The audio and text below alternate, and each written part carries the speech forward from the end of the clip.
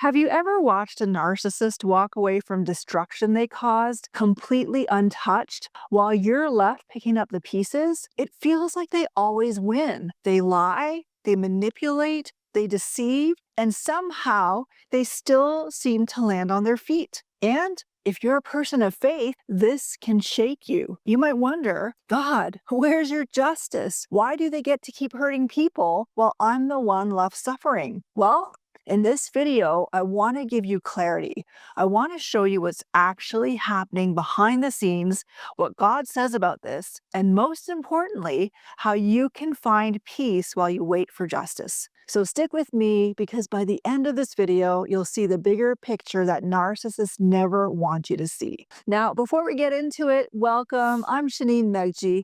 I help people heal and recover their identities from narcissistic relationships. I create these videos to help you navigate toxic relationships in your life from a biblical, practical, and spiritual perspective. If you'd like to receive insightful and timely content to help you, subscribe to my channel. I'm committed to putting out regular weekly videos. So without further ado, let's dive into the topic. Let's start with this burning question. Why does it feel like narcissists never face consequences? I'm going to give you three main reasons which are connected to this reality. A narcissist's biggest skill isn't charm, it's illusion. So the first reason narcissists don't face consequences is because they manipulate people's perception. They carefully curate how others see them. They'll play the victim when needed. They blame shift effortlessly. They can rewrite history like an artist painting a masterpiece. You might be telling the truth, but them, they're selling their version of it. That's why they seem untouchable. And that is exactly why it feels like they get away with everything. The people around them, friends, family, even authorities, often only see what the narcissist wants them to see. Have you ever watched a narcissist destroy someone's reputation only to convince everyone they were the real victim? That's how they avoid consequences. They make sure the truth is buried under a mountain of lies before anyone can see it. And when justice is based on human perception, well, they know how to play the game better than anyone. But here's the truth.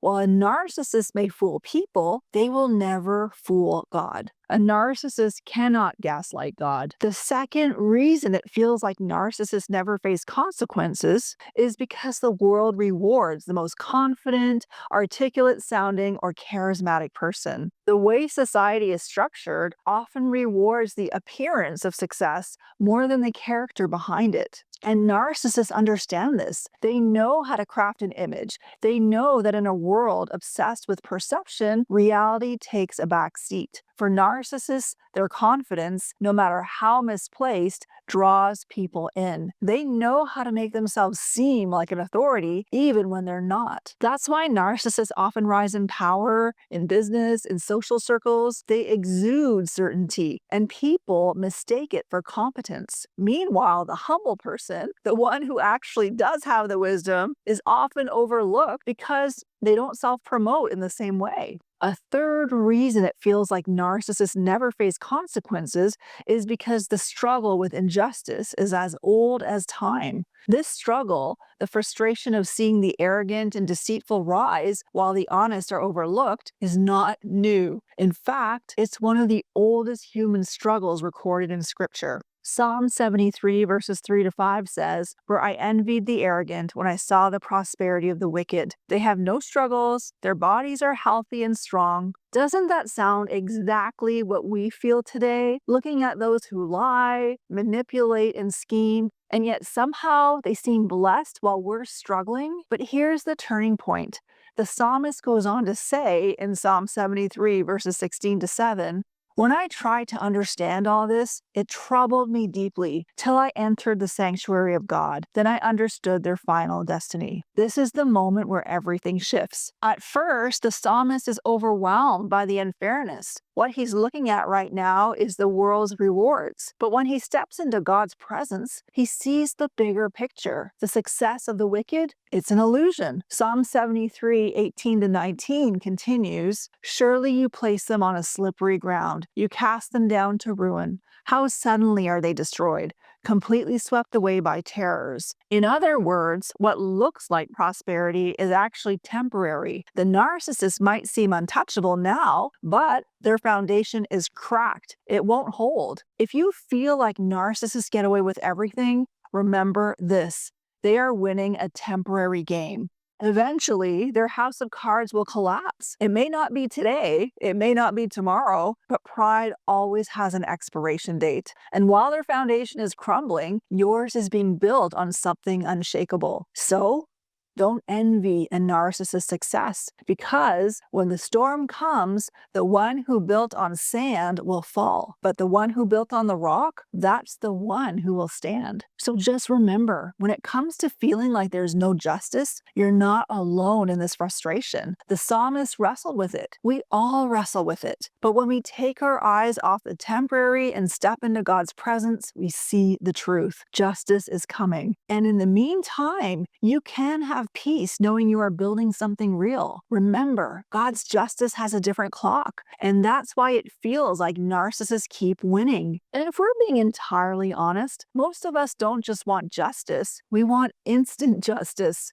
We want to see the narcissist exposed. We want to see the truth come out and the scales balanced right now, right this minute. And when that doesn't happen, when months or even years go by and they still seem to be living consequence-free, is God even watching? But here's where we have to be careful, because our idea of justice is often tied to our sense of time, and God's timeline is different from ours. Now, if this is hitting home for you, if you're tired of watching narcissists walk away while you're left holding the pain, I want to invite you to take the next step in your healing. I have created a free 7-day healing email journey just for you. Every day for 7 days, I will send you a short, powerful message with scripture, encouragement, and a prayer, all designed to help you let go of the past and step into the new thing God is doing in your life. You don't have to do this alone, friend. So let this be a sacred space for you to heal, to rebuild, and rediscover who you are in Christ. So if you're interested in that 7-day healing journey, click on the link in the description box below to get started. I'd love to walk with you on this journey. So let's continue. Here's something important to remember. Justice delayed is not justice denied. Ecclesiastes 8:11 gives an uncomfortable truth. When the sentence for a crime is not quickly carried out, people's hearts are filled with schemes to do wrong. This verse perfectly describes why narcissists keep doing what they do. When there's no immediate consequences, they mistake God's patience for permission. They assume that because they haven't faced any repercussions yet, they never will. And because of that, they keep pushing and pushing the boundaries. They keep manipulating, they keep deceiving, but what they don't realize is that God's justice is not inactive. It's building. Think about a dam holding back water. The water level rises, but the dam stands firm. And eventually, the pressure reaches a breaking point. And when it does, the flood is sudden, overwhelming, and unstoppable. That's how God's justice works. It may be slow by our standards, but when it comes, it is swift, complete, and inescapable. We often look at delayed justice and think, why does God let them get away with it? But in reality,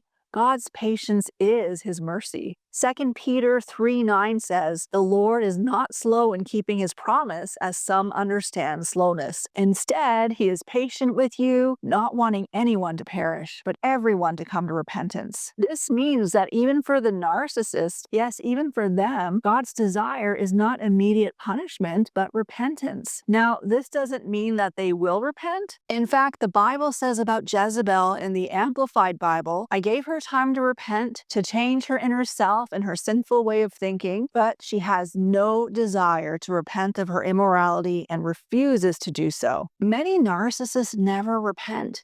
Instead, they double down and choose deception over truth until the very end. But that's why God waits, because he's giving every opportunity for them to turn around before judgment comes. That can be hard for us to accept because we see the damage they cause in the meantime, we see the people they hurt, the lies they spread, the destruction they leave behind, and we wonder, God, at what point do you step in? But that leads us to the next truth. God's justice is eternal, not just earthly. We tend to think of justice as something that must happen in this life, but God's justice is much bigger than that. The Bible gives us this perspective. I have seen a wicked and ruthless man flourishing like a luxuriant native tree, but he soon passed away and was no more. Though I looked for him, he could not be found. There's a key word here, soon. From our perspective, it doesn't feel soon. We see them thriving for years, but in God's timeline, measured against eternity, their time is short. Some narcissists do face justice in this life. They lose everything. They're exposed. Their relationships crumble. But others, they seem to prosper till the very end. And that's where we have to trust that God's judgment extends to beyond this life. Hebrews 9:27 says, just as people are destined to die once, and after that to face judgment, no one escapes. No lie goes unnoticed. No manipulation is hidden from God. Every single person will stand before him and give an account, and in that moment, there will be no illusions, no false narratives,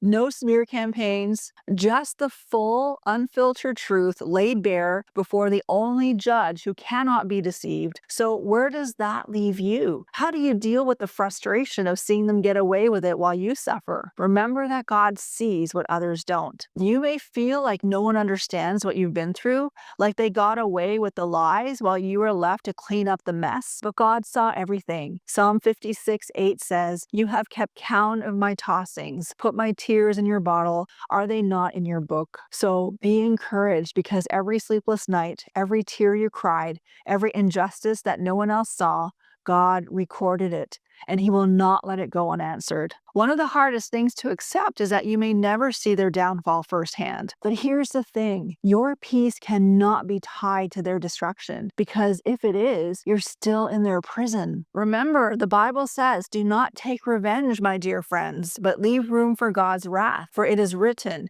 it is mine to avenge, I will repay, says the Lord. So that means you don't have to carry the weight of their consequences. That's God's job. Your job is to heal. It's to rebuild. It's to step out of their shadow and into the life God is calling you into. If you spend your energy waiting for their collapse, you will miss what God is doing in your own life. When you feel exhausted, when you wonder if this is fair, you're not alone. Don't let the narcissist's seemingly perfect life fool you. No one truly gets away with anything. I can promise you that. Justice belongs to God, and he will not be mocked. But here's the key. Your peace and your healing cannot depend on their destruction. When you trust God to handle it, you step into freedom. So ask yourself these questions. What dreams has God put in your heart? What doors is he opening? What healing is he inviting you into? Remember, this is your season to build, not to watch the past crumble. So let me say a prayer for you right now. Heavenly Father,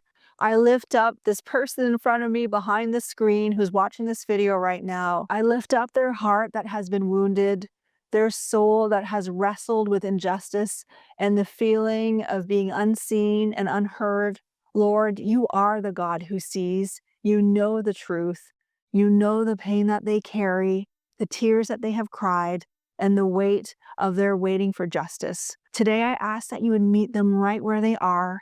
I pray that you would fill them with your peace that surpasses all understanding. God, I pray that you would remind them that you are their defender, that you are their refuge and their healer. God, I pray that you would break every chain of bitterness, every lie that keeps them connected to the past.